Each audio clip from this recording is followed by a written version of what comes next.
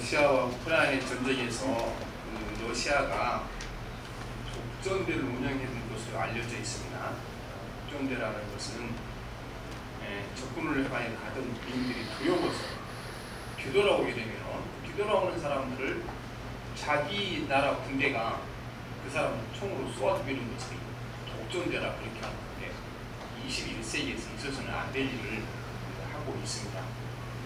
그런데 우리가 성경에 보면 영적 생활을 군대에다 비교하는 것이 많습니다. 그리고 우리의 대장은 예수 그리스도다 이렇게 말씀을 하셨습니다. 그런데 예수님께서는 우리에게 항상 앞서 가시면서 나를 따라오라 그렇게 말씀하셨지 뒤에 있으면서 우리에게 앞으로 나가라 말씀한 적이 없으시거든요. 그래서 예수님 따라가는 소리가 사실 쉽습니다. 왜냐하면 주님이 이미 앞서 가시면서 우리 길을 만들어 놓으셨잖아요. 가끔 우리가 산에 가서 보면 이제 숲길로 가다 보면 거기에 조그만 길이라도 샛길이 있으면 가기가 얼마나 소란지 모릅니다. 길이 다 깨져 있습니다. 그런데 길이 전혀 없는 수족을 가려면 굉장히 어렵고 힘들죠. 예수님 우리에게 길이라 말씀하신 것은 앞서 가시면서 그분이 우리가 가야 할 길 어딘가를 말씀하셨고 또 그분이 걸어가시는 그곳마다 이미 길이 만들어졌기 때문에 쉬운 것입니다. 그러므로 우리가 예수 그리스도를 따라가는 것은 쉽죠. 먼저 가시면서 길을 내놓으셨고 또 그것만 뒤따라가면 되기 때문에 쉬운 것입니다. 그러나 한 가지 또 문제가 있습니다. 예수님께서 우리를 길로 안내하시 인도하시는데 주님이 우리를 인도하시는 그 길이요 대개는 내가 원하지 않는 길, 그게 문제예요. 내가 원하지 않는 길로 자꾸 우리를 인도하셔요. 주님께서 부활하신 다음에 이전에 예수님을 3번씩 부인했던 베드로를 갈릴리 호숫가에서 만나셨죠. 그리고 베드로 남은 인생에 대해서 예언의 말씀을 주셨는데 그 예언의 말씀 내용이 간단합니다. 앞으로 네 인생이 네가 원하는 대로 풀리지 않을 거다. 그렇게 예수님이 말씀하셨죠.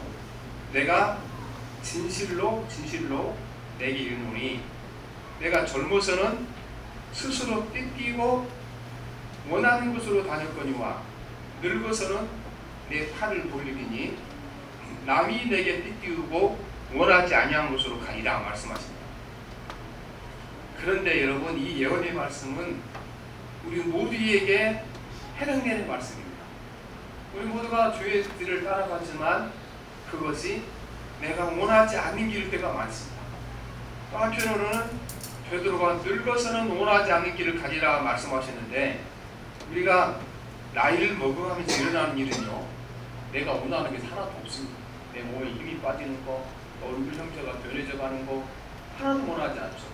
그러나 우리가 길을 가야지 하는 방법은 없잖아요.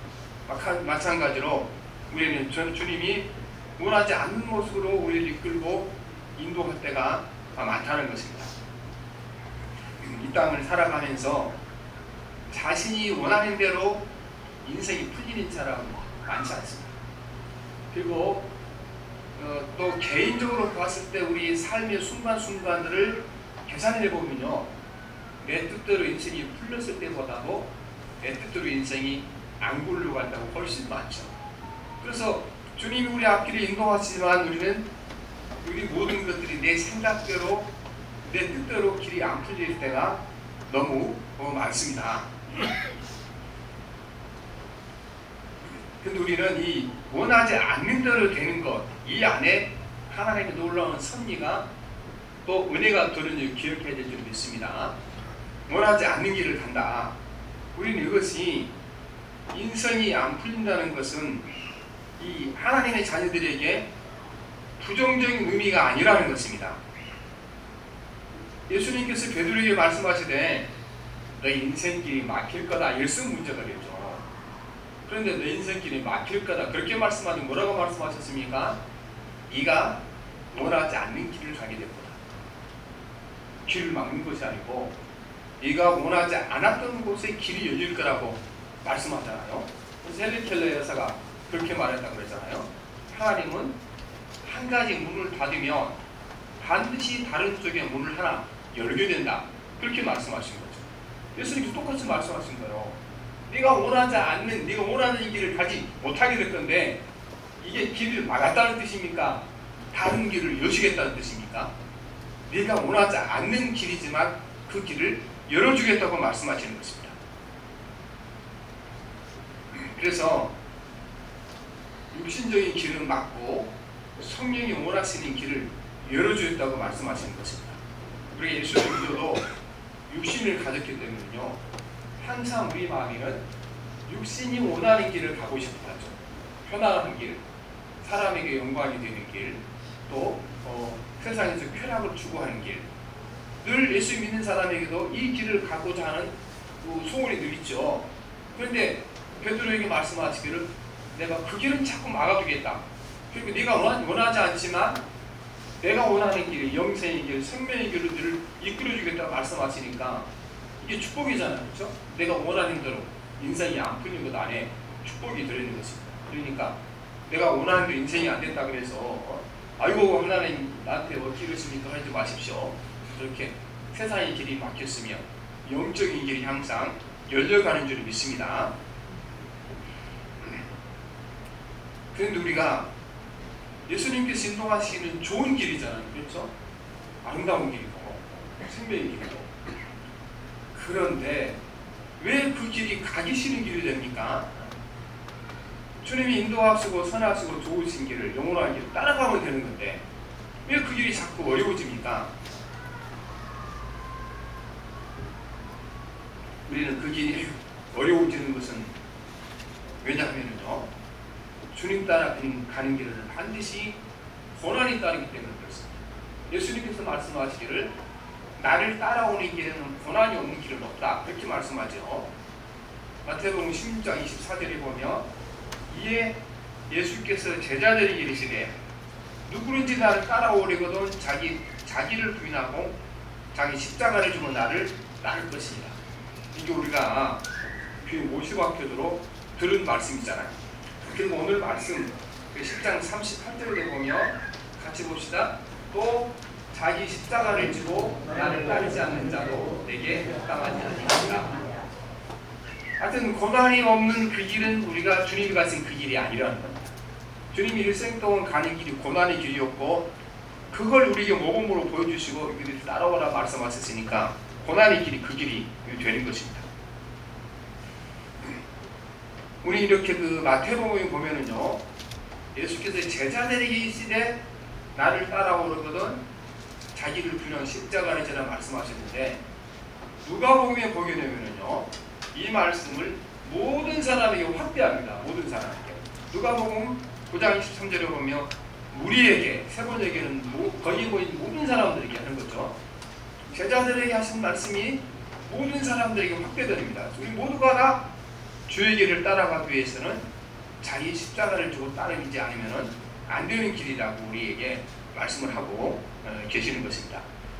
그런데 오늘 말씀은 예수님께서 제자들을 거의 3년 동안 훈련시켰잖아요.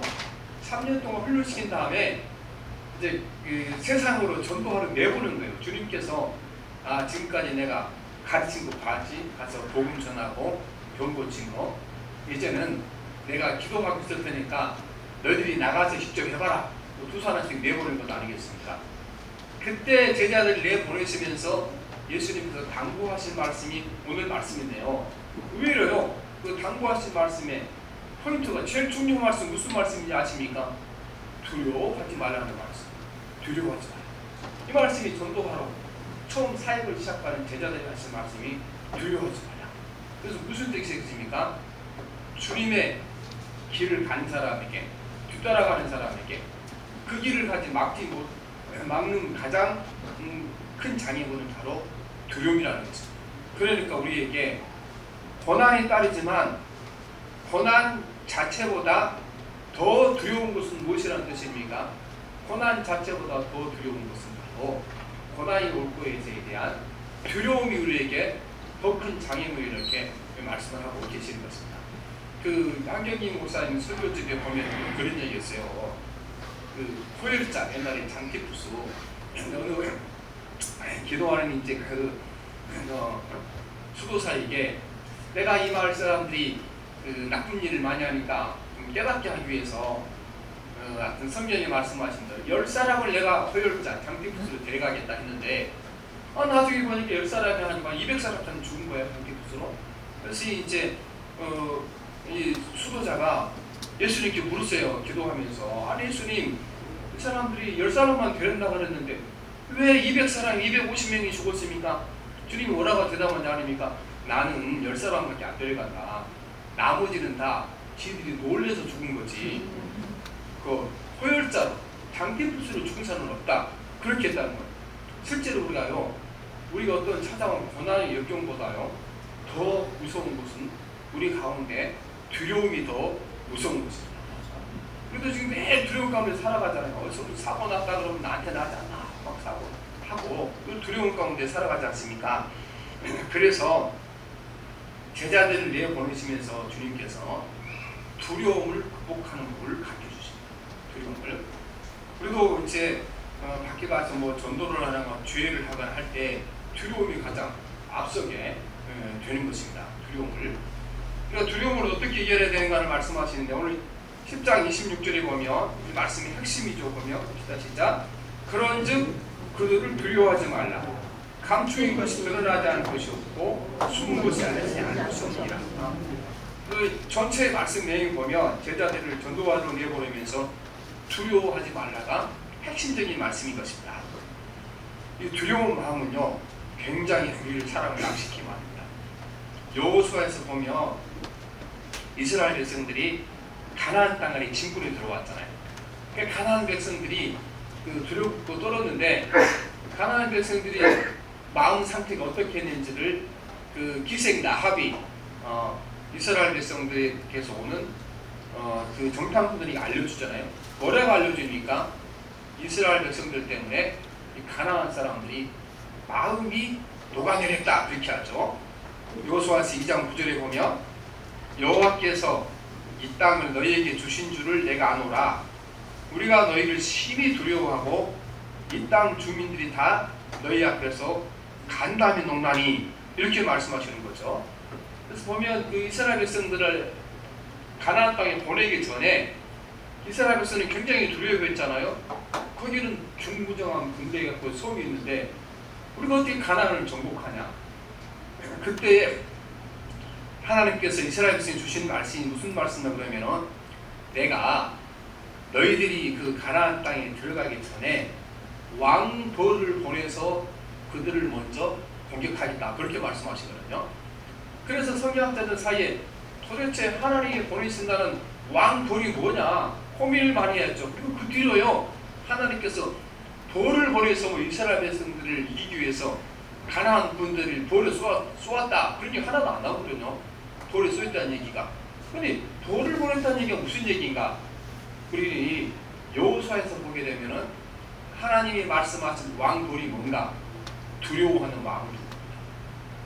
가나안 백성들에게 두려워하는 마음을 주어서 그들이 마음이 녹아내리게 돼서 이스라엘 백성과 감히 싸우고자 하는 그 전투 의지를 상실하도록 만든 것이 바로 이 두려운 마음을 그들에게 주신 것입니다.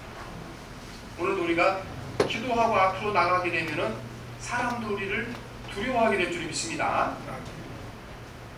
그런데 여러분 사단도 이 두려워한 마음을 사용합니다. 하나님의 원수를 이기기 위하여 두려워하는 마음을 통하여 마음을 녹아내려 하는 건데 사단도 하나님의 백성들을 길꺾기 위하여 하나님의 백성들이 제 할 일을 사명 감당하지 못하도록 주신 것은 무슨 마음입니까? 두려워하는 마음을 그 마음 가운데 다 심어주게 됩니다. 그래서 우리가 예수 믿고 신앙생활에 나가는 동안 우리 마음 가운데 두려운 마음이 왔을 때 이거는 사단이 우리 마음 가운데 넣어주신 것이 하나님께로부터 온 것이 아니다. 이것을 여러분 항상 마음속에 새겨두셔야 할 줄 믿습니다. 이 말씀은 디모데후서 1장 7절에 보면 분명히 말씀하셨어요. 하나님이 우리에게 주신 것은 두려워하는 마음이 아니요 오직 능력과 사랑과 절제하는 마음이니라 이렇게 말씀하시죠. 어떤 두려움이 찾아올 때 여러분 꼭 기억하셔야 됩니다. 이 마음은 하나님이 내게 주신 것이 아니고 누가 심어놓은 것입니까? 사탄의 내 마음 가운데 심어놓은 것이다.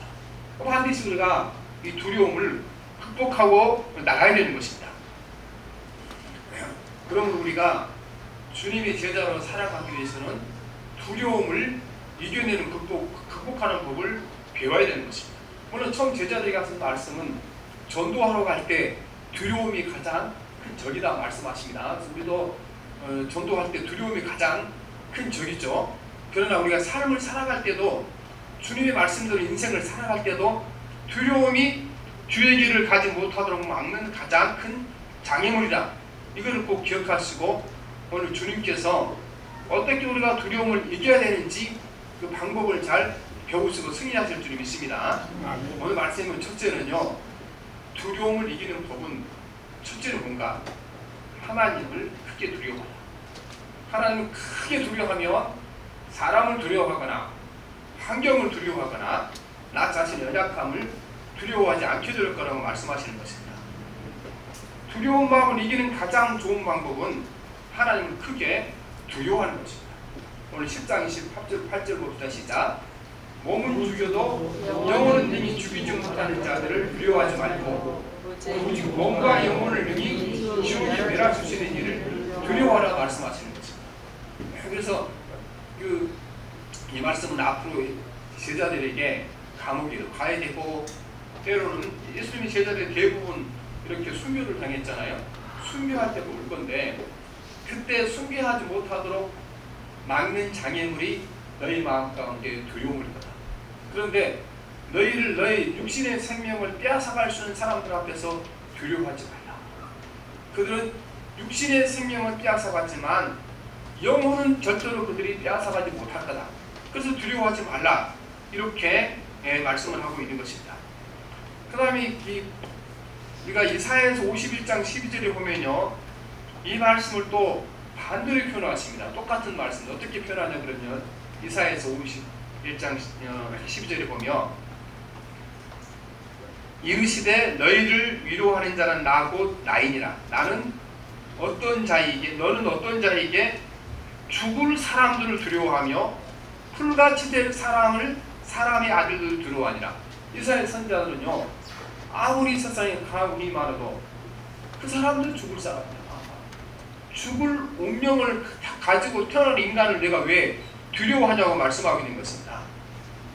우리는 크고 강하신 하나님을 크게 두려워하면 다른 모든 두려움은 작아질 줄 믿습니다.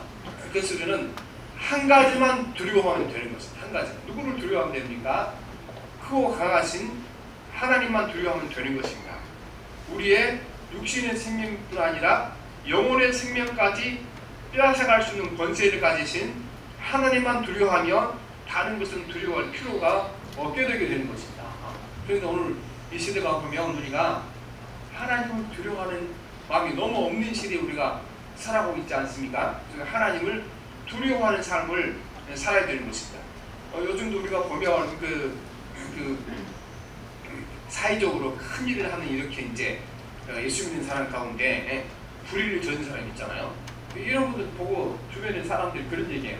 저분은 말로는 하나님 믿는다 그러면 하나님을 안 믿는 사람이에요. 왜냐하면 하나님을 두려워하면 절대로 저렇게 행동할 수 없다. 그게 문제잖아요. 오늘 우리가 하나님을 두려워하게 되면 모든 다른 두려움에서 승리하게 될 줄 믿습니다.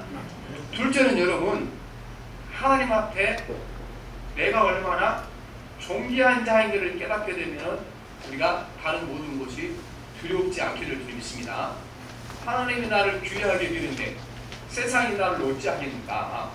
하나님이 나를 귀하게 여기는데 사람들이 나를 공격하고 비난하는 게 무슨 나에게 이제 해가 되겠는, 그렇게 말씀하시는 것입니다. 그래서 오늘 10장 29절을 30절 한번 봅시다. 시작. 참새 두 마리가 한 아싸리온에 팔리지 않느냐? 그러나 너희 아버지께서 허락하지 아니하시며 하나도 땅에 떨어지지 아니하리라. 너희에게 온전까지 다 세심하되냐니. 무슨 말씀입니까? 참새 한 마리가 하나님께서 아끼셔서 참새 한 마리가 땅에 떨어지고 팔려가는 것, 다 그거 하나님이 보시고 계시는데, 하나님의 자녀인 너희는 얼마나 하나님께서 귀하게 삼고 계시겠냐? 너희 머리카락까지 세고 계신다. 이렇게 말씀을 하고 계십니다. 그 미군에는 보면요, 실종된 조종사를 구조하는 부대가 따로 있습니다. 전투 중에 조종사가 비행기에서 떨어져서 뭐 바다에 떨어지건 적지에 떨어지건 하면은 그들을 구조하는 전문 부대가 있죠. 그런데 이 부대가 조종사를 구하러 갈 때요, 수학적으로는 맞지 않는 일을 합니다. 왜냐하면은요, 한 사람의 조종사가 적지에 떨어지잖아요. 그러면 그 한 사람 구하기 위해서 때로는요, 수십 명이 특수부대 부대군이 죽어야 할 그런 위험에 처합니다. 실제로 그런 일이 많이 일어났습니다. 월남전 때는 많이 일어났죠. 그러니까 아니 한 사람 구하려고 수십 명이 죽을 작전을 왜 합니까 그거를? 왜냐하면은요, 그 군인 한 사람 한 사람이 우리 국가에 얼마나 중요한 사람인가, 이거를 그 사람들이 모범적으로 보여주는 겁니다. 그래서 적지에 떨어진 사람이 나는 어찌됐건 우리 종기 나를 구원하기 위해 최선을 다하고 있을 거다, 이 확신이 있으니까 어떤 어려움의 역경이 와도 낙심하지 않습니다. 혹시 포로가 돼 잡혀가도요, 절대 자기 나라 비밀을 누설하지 않습니다. 자기가 자기 국가가 이만큼 사랑을 알기 때문에. 그러면 여러분, 우리가 한 사람의 조종사를 구하기 위하여 특수부대 대원 수십 명이 죽어나갔지만 충분히 그럴 가치가 있다는 것입니다. 오늘 우리는 예수님께서 우리를 귀하게 보시고 또 우리는 귀한 존재들입니다. 예수님께서 피로 값주고 사신 것입니다. 그러므로 오늘 31절 말씀에 두려워하지 말라, 너희는 많은 참소보다 귀하니라. 두려워하지 않아야 할 이유를 어떻게 말씀하십니까? 하나님 앞에 귀한 존재이기 때문에 너는 두려워하지 말라 말씀하시는 것입니다. 오늘요, 이 시대가 가장 큰 문제가 무슨 문제냐입니까? 우리가 인간의 가치를요, 다들 시장 가치로 다들 바꿔합니다. 시장 가치. 시장에 가면 우리가 똑같은 물건이라는 것이 1,000원짜리도 있고 막 만원짜리도 있고 그러잖아요. 과일도 이렇게 처음에 싱싱했을 때는 그거 막 이제 10개에 만원 하다가 전에 해그놈이 이제 그 시비시비 해주게 좀 어떻게 돼요? 두 바구니 만원. 그래도 안 팔리면 5,000원에 만원 이렇게 막 팔리잖아요. 그렇게 팔리면 5,000원에 또 팔리잖아요. 왜냐하면 우리가 그래서 똑같이 사람을요, 자기 가치를 볼 때 시장 가치를 판다고 합니다. 이 시대에 너무나 많은 오늘 젊은 청년들이 스스로 목숨을 끊잖아요. 그게 사실은요, 우리 사회가 잘못한 거고 부모들이 잘못 가르쳐요. 어떻게 가르쳐놨습니까? 그 아이들에게 인간의 가치를 시장 가치로만 가르치는 거예요. 그렇게 열심히 노력하고 공부했는데 나중에 직장 가보니까 막 100만 원 좀 넘는 월급을 받고 이렇게 되는 거죠. 그럼 이 아이들이 어떻게 생각합니까? 내 인생이라는 것이 100만 원짜리밖에 가치가 안 된다. 아무리 노력해도 여기서 벗어날 수 없다. 그러니까 아이들은 어떻게 되는 겁니까? 이렇게 살 거야. 세상 끝내자. 그렇게 생각하지 않겠습니까? 그러나 여러분, 우리가 사람의 가치는요, 시장 가치로 이렇게 절대로 값이 매겨줄 수 없는 것입니다. 어린 아이들이 슈퍼 같은 데서 인형을 사주잖아요. 생일 선물 때, 어린날 때. 그거 가지고 놀아서 1, 2년 가지고 놀면은 힐밥에 다 터지기도 하고 팔다리가 부러지기도 하고 그랬죠. 플라스틱으로 만든 거는. 근데 이사 갈 때 어머니 아버지가 야 이거 버리고 가자. 근데 어떤 아이들은 절대 안 버립니다. 그 은행에다가 이름을 줘놨거든요. 지가 이름을 줘줬으니까 안 버리고 안 가져간다. 그거 시장 가치는 아무 가치 없는 거지. 그거 가치가 있는 것이 아니고 버리려면 돈 주고 버려야 돼요. 큰 은행 같은 거 돈 주고 버려야 되잖아요. 근데 안 버립니다. 그 아이에게는요, 굉장히 소중하고 굉장히 가치 있는 거죠. 왜 그렇습니까? 사랑이 가치를 만들어내요. 사랑이. 오늘 우리 시대에 우리가 사랑이 인간의 가치를 만들어낸다, 이거를 이해하지 못하고 이제 가장 큰 문제인 것입니다. 그리고 어렸을 때부터 그렇게 가르치는 애들한테 막 공부해갖고 시험 점수를 못 받아오면은 에라 이 녀석아 이래갖고 네가 왜 차라리 죽어라 왜 사냐. 오늘 여러분, 우리가 애들 막 이제 자살하고 죽잖아요. 그거 다 사실은요, 부모들이 다 해준 얘기예요. 어렸을 때. 그렇죠? 부모들이 해준 얘기라고요. 막 공부 못하고 그 녀석 키우는 야유 그렇게 왜 사냐, 그럴 바에 죽어라. 다 그런 얘기 한번 들어보리더래요. 왜 그렇습니까? 우리가 너무 뼛속 깊이요, 사람의 가치를 시장 가치로 우리가 보는 경우가 너무 많기 때문에 그렇습니다.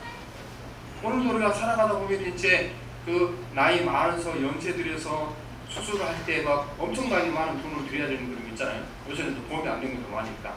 그런데요, 사랑하는 자녀들은 아깝지 않습니다. 그 시장 가치로 봤을 때는 뭐 그분이 건강하게 좀 일을 할 수 있어요. 뭘 할 수 있어요. 하지만 사랑하기 때문에 가치가 생기는 것도 있습니다. 오늘도 여러분, 저와 여러분이 가치는 것이 누군가의 사랑을 받고 있기 때문에 가치가 있습니다. 하나님을 사랑하기 때문에 가치 있는 것입니다. 그러니까 이 시대에 지금 가장 큰 문제가, 또 우리 교회를 통해서 세상을 변화할 수 있는 가장 큰 문제가요, 바로 이 시장 가치에 인간의 가치 있지 않다는 것을 세상에 나타내고 드러내는 것이 가장 중요한 줄 믿습니다. 그래서 우리가 애들이 막 공부를 잘 못하고 막 하고 직장 생활도 잘 못해요. 그래도 올 때 너라는 것 자체가 가치 있는 존재야. 너라는 자체가 가치 있는 인간이다. 이렇게 우리가 얘기를 해줘야 되잖아요. 근데 막 속 썩이고 말 안 들으면 뭐라고 되니까 아유 그럴 바에 왜 사냐. 그렇게 해서는 안 되는 거잖아요. 그래서 오늘 또 우리가 내가 하나님 앞에 가치 있는 존재다. 이거를 깨달으면 어떻게 됩니까? 어떤 일이 와도 두렵지 않게 되는 역사가 일어나게 될 줄 믿습니다. 실제로 여러분, 우리가 하나님을 최고로 사랑할 때 우리가 다른 두려움 우리 마음 가운데 사라질 줄 믿습니다. 그래서 구약 성경에는요, 우리에게 하나님을 어떻게 사랑하라고 말합니까? 이스라엘아 들으라. 우리 하나님 여호와는 오직 유일하신 여호와시니 너는 마음을 다하고 뜻을 다하고 힘을 다하여 내 하나님 여호와를 사랑하라. 예수님께서 이 말씀을 인용할 때요, 여기다 한 말씀 더 붙였어요. 목숨을 다해 사랑하라 말씀하셨습니다. 무슨 뜻이? 내 목숨보다 하나님을 귀히 여기라 이렇게 말씀을 하고 있는 것입니다. 그래서 여러분, 우리가 오늘 또 10장 37절 봅시다. 시작. 10장 37절. 아버지나 어머니를 나보다도 사랑하는 자는 내게 합당하지 아니하며 아들이나 딸을 나보다도 사랑하는 자는 내게 합당하지 아니하며. 그렇죠? 아니, 하나님 우리가 사랑하는 것 아버지도 사랑합니까? 여러분, 이게 바로 하나님을 아버지도 사랑하는 것이 진실로 부모를 사랑하는 방법이 그 안에 들어있는 줄 믿습니다. 하나님을 자녀보다 사랑하는 그 방법 안에 진실로 자기 자녀를 사랑하는 방법이 그 안에 들어있는 줄 믿습니다. 그래서 아무튼 우리가 누군가를 사랑하게 되면 두려운 마음이 사라지게 되는데, 하나님을 사랑하게 되면 두려운 마음이 사라지게 되는 것입니다. 우리가 어떤 자녀들이 집에 불이 나서 막 얘들이 그 안에 들어있잖아요. 그러면요, 부모들은 불 속을 뛰어들어갑니다. 불이 얼마나 두렵습니까? 왜 뛰어들어갑니까? 자녀를 사랑하는 마음이 불 속에 뛰어들어가는 것이 얼마나 두려우니까 두려움을 잊어버리게 만들잖아요. 요즘 같은 여름 되면은 그 아이들과 아버지와 또 어머니가 함께 겨울에 빠져 죽었다는 얘기 많이 나오잖아요. 왜 죽습니까? 애가요, 발을 잘못 뛰어도 겨울에 빠져요.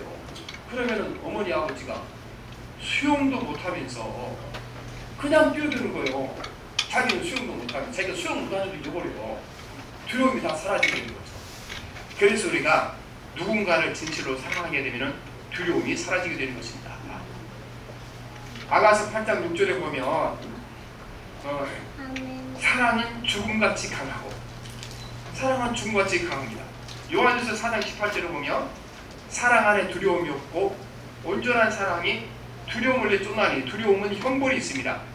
두려워하는 자는 사랑 안에 온전히 이루지 못하느니라 말씀하시는 것입니다. 우리는 나에게 베풀어진 하나님을 깊이 생각하고 내가 하나님께 사랑받는 사람이다. 예수님께서 나를 목숨 바쳐 죽음으로 나를 사랑하셔서 이 사실을 깨달은 사람은 모든 두려움 우리에게 사라질 줄 믿습니다. 여러분들이가 예수님의 사랑은 그분의 십자가에 나타났습니다.